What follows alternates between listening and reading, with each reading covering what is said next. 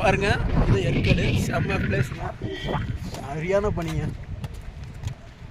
ஏற்காடு சேர்வாய் மலை கோயில் டெம்பிள் எல்லா சைடும் பண்ணி தான் எடுத்துட்டு இருக்கிறேன்டா. சரியான காத்துங்க.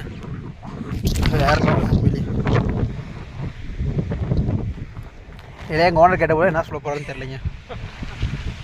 எங்கடா போயிடுச்சாங்கடா போயிடுச்சிங்கன்னு